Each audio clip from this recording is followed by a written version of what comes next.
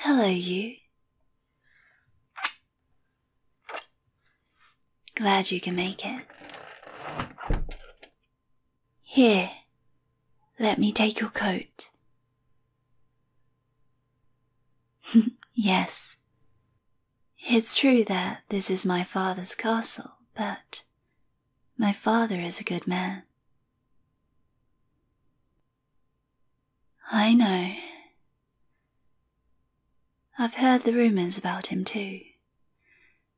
Some of them are fabrications of people's wild imaginations.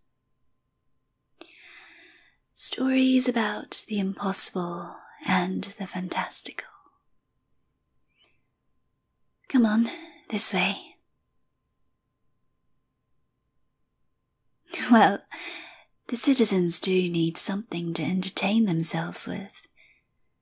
Especially when the days grow short and the darkness settles in so much quicker. Let them enjoy their stories by their fires. It's so much more exciting for them when the horrors they speak of come from their very own city.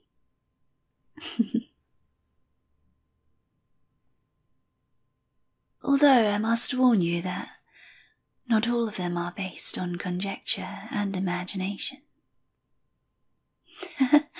You'll see what I mean by that soon, I promise.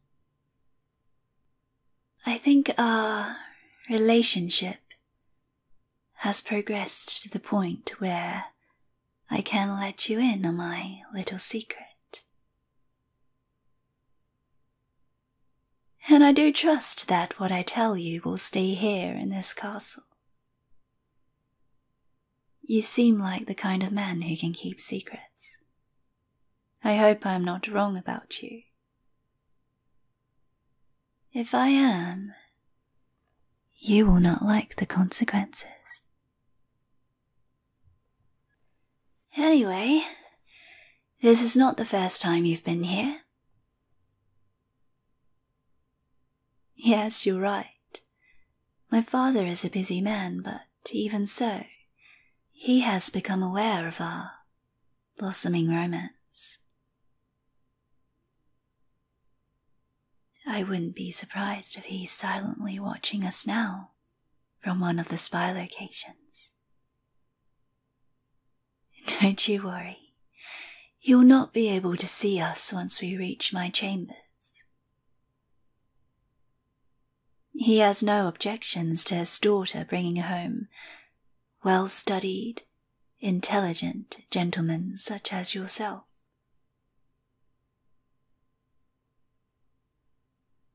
If you must know, it's been quite a while since I've brought anyone home.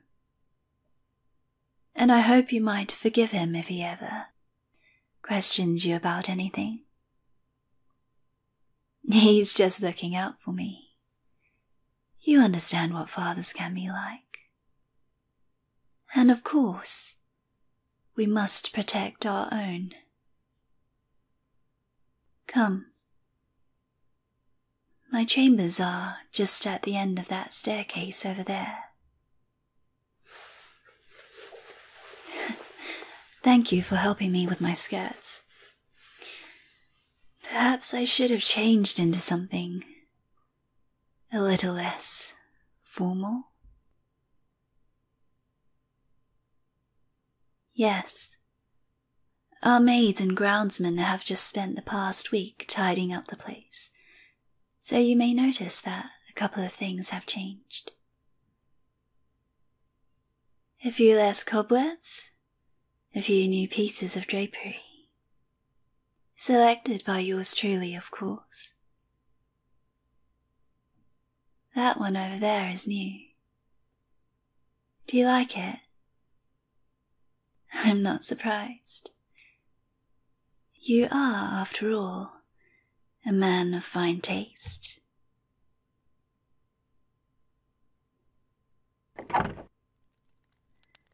Here we are. See, Martha has already started the fire for us.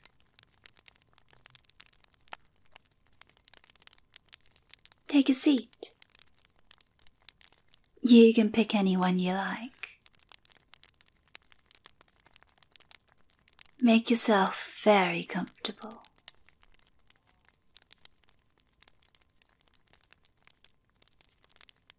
Would you like some mead? This variety is sweeter, carefully prepared by Gillian, one of our best kitchen hands.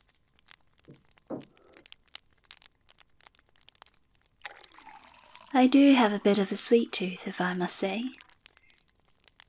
A deviation of preference from others of my kind.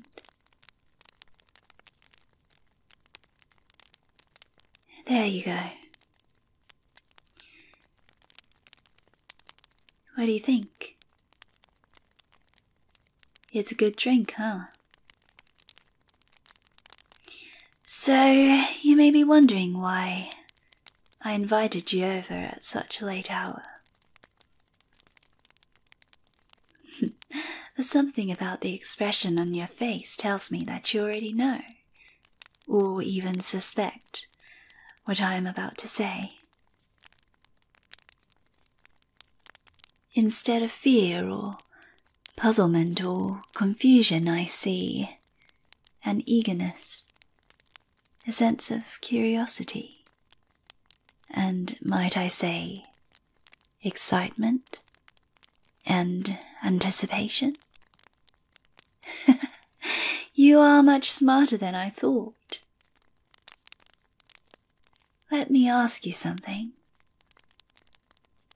When did you start to suspect that there was something more to me and my family?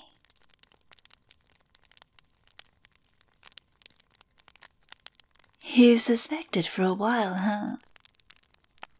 But are you not afraid?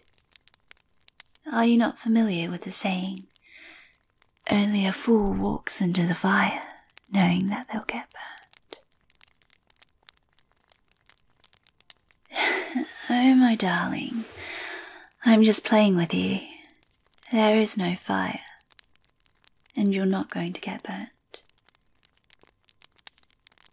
Whatever happens or does not happen tonight will take place as a result of your willingness and cooperation. Nothing will be forced upon you, this I promise. I value you far too much to make any kind of distasteful move toward you. But I am curious. Why did you come? You may have realized that I've tested you a couple of times already tonight, since you walked through that door.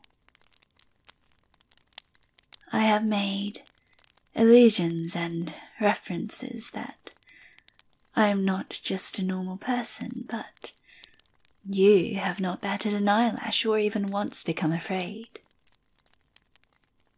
I can smell fear from 50 meters away, and also your heartbeat has stayed steady and slow this entire time. Just who are you, really? A well-traveled man? A scholar?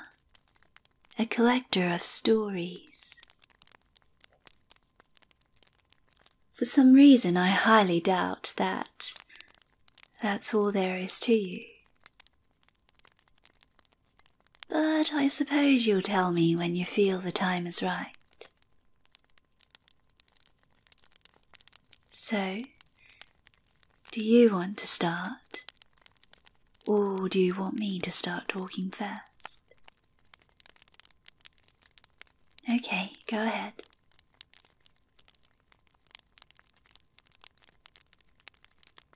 Huh, your theory is surprisingly close to the truth.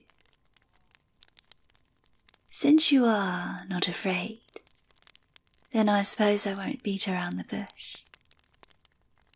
I am a vampire, and so is my father. We were not turned like some others were, and we do not turn others.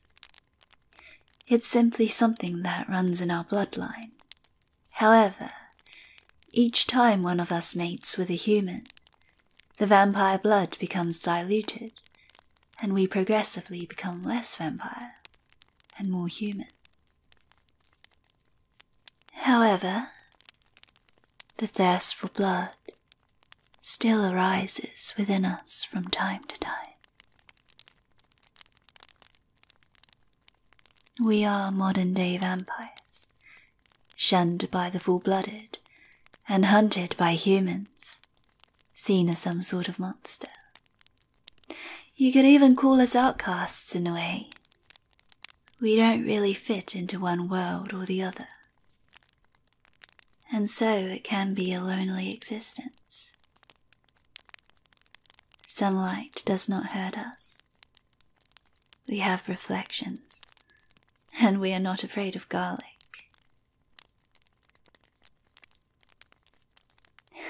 Yes, and that. To be honest, I don't know where that came from, but let me tell you that if you plunged any material hard enough into a vampire's heart, regardless of whether or not it's made of wood, it could easily kill us. It is true that we are stronger and heal faster than the average human, but we are not some kind of indestructible supernatural being. And, most importantly, we are no longer the mindless hunters that our ancient ancestors used to be.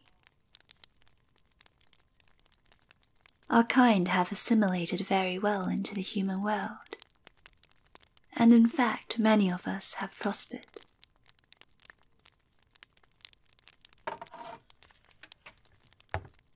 Do you know what this is? Yes, it is a drinking vessel, but there's only one kind of liquid that goes in here. Tell me, what do you know of intimacy?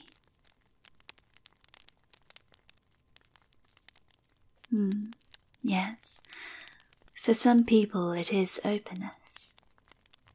It's having trust. It's being vulnerable enough to let their partner see what they truly are. To others, intimacy is purely physical. It's a passionate night under the stars, a stolen kiss, the back of a thumb brushing against the inner thigh, like this. But for me, there is nothing more intimate than blood. There is nothing more intimate than allowing that fluid, that warm, crimson, life-giving deliciousness travel down my throat. Because in that second I can taste the other person. I bring a part of them into myself, and in doing so, I can taste their passions, their fears, and their deepest desires. Did you know that the blood from a willing person tastes very different than that procured from a helpless victim? Blood holds no secrets from me. So, what do you say? May I? You agree so easily. You don't even want to think about it. This just makes me want you all the more, in more ways than one.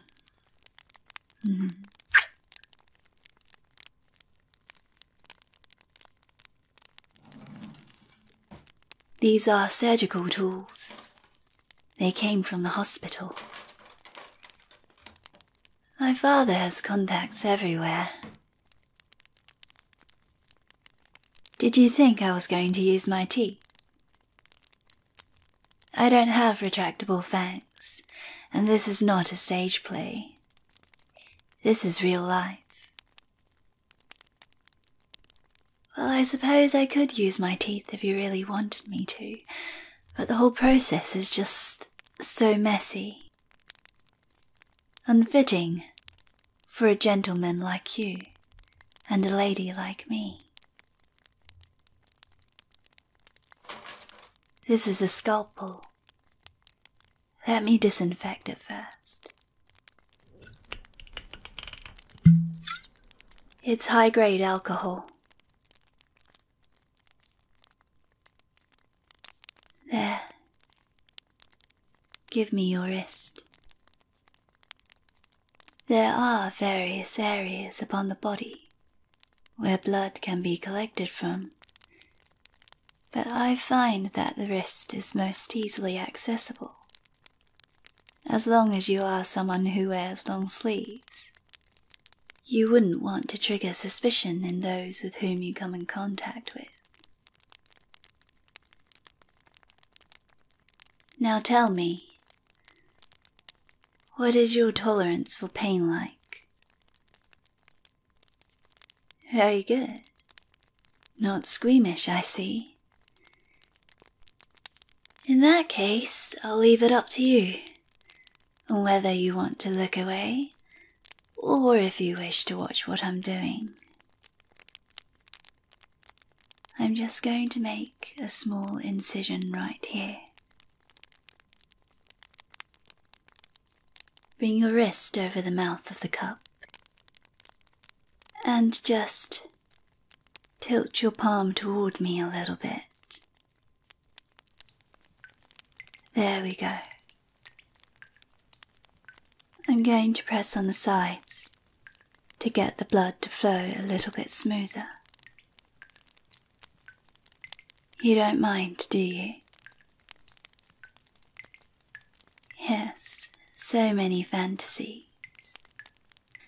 Me drinking from your neck, my tongue lapping up the blood. Would you like that? Perhaps we shall leave that till next time. I don't want to scare you too much tonight. After all, it is your first time. There. I think that's enough for now.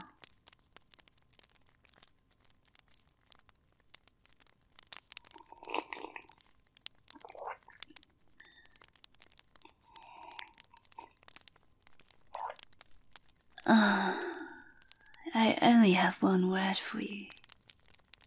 Delightful. I can't say I expected any less from someone like you. Your blood tastes of sophistication and calmness. I am most impressed.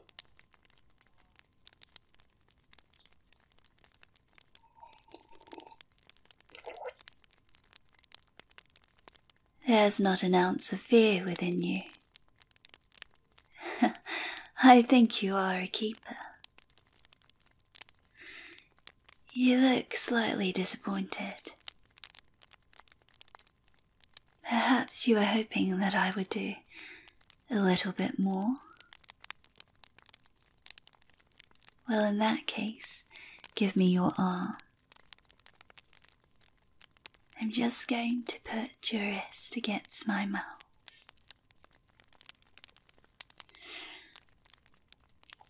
The warmth of you.